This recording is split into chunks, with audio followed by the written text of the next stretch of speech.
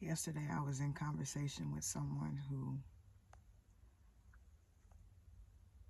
whose worldview reflects the dominant narrative or the master narrative, as Toni Morrison called it. I was afraid that I was going to get buried beneath the lies, the projection, the confusion, and that I would not be able to live in my most authentic energy. You know what I'm saying? Like I wouldn't be able to access the part of me, the self, the true self that I've fallen so much in love with. So I went to bed, woke up, got in my journal, as is my practice, and Spirit said to me, in response to my fear, or the fear that I experienced of me becoming again something that I was not, based upon the pressure of someone who is loyal to our enslavement. Spirit said, we have the power to stop lies from becoming enfleshed. We have the power to starve them of their resources. We know who we are, and that is our protection, our guide, our blueprint. We know who we are, and that is our protection, our guide, our blueprint. And then Spirit went on to say that fear is memory, but joy is also. Captivity is memory, but autonomy is also. Confusion is memory, but clarity is also. You have created yourself from memory. We have recreated ourselves from memory.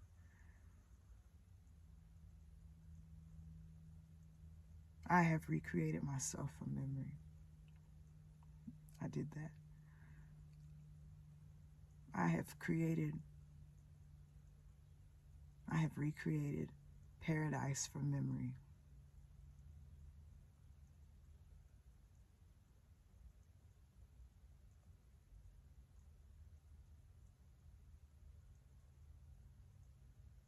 We are recreating paradise from memory. We are recreating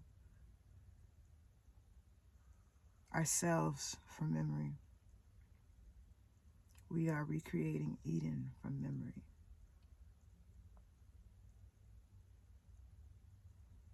So I think ultimately what Spirit was saying to me through that situation is that nothing is lost. Nothing is lost. And if you know, you can't unknow. Once you know, that's it. You can't go back.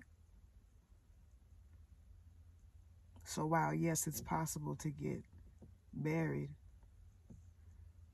underneath other folks' projections, under lies, under narratives that don't support your liberation, you are now able to discern what is you and what is not. You are now able to discern what is truth and what is not. So even if you are surrounded by lies, confusion, the offspring of our suffering,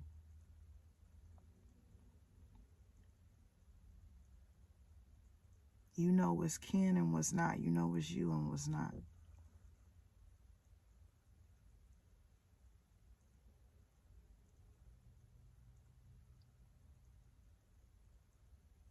For me, this was a message about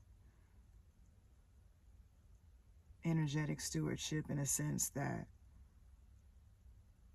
now that I found my agency, it's mine and I can do with it what I will, and I don't have to invest. I don't have to invest. Now that I know that I don't have to invest, I don't have to. It's not a requirement.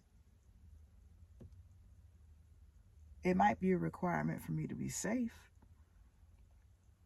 And while I believe that there is a freedom that involves safety, freedom is not always safe. And because I have chosen to be free, no matter who is bearing witness, I don't have to do anything.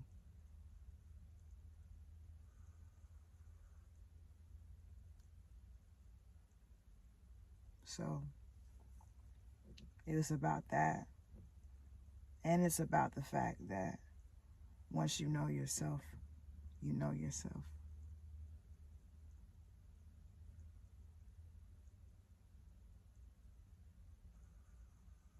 Once commitment to yourself as a practice has been established, it'll be hard to undo that. Because your will has to answer to your knowing at that point. And you can't go against what you know when you know what you know. So I'm grateful for this moment. I'm grateful for progress, real progress. I'm grateful for the becoming. Spirit also said something to me yesterday. Might have been the day before that.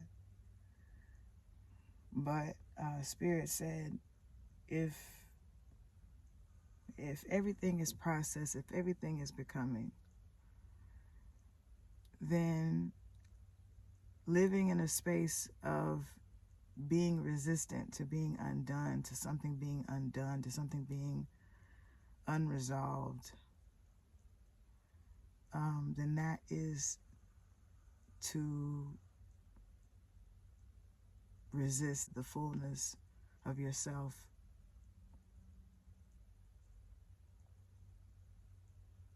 And because we are process, we are becoming.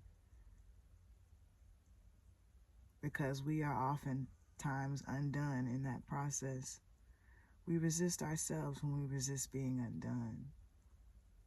When we resist the process that is process, we are resistant to the fullness of ourselves, which can't be the fullness without being all the aspects of our becoming.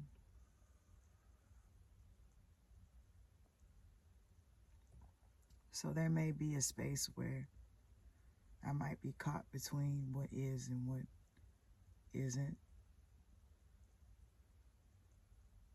But I don't resist that because I am becoming. I am the process. I am in process. And that's what it means to be whole, is to be in process.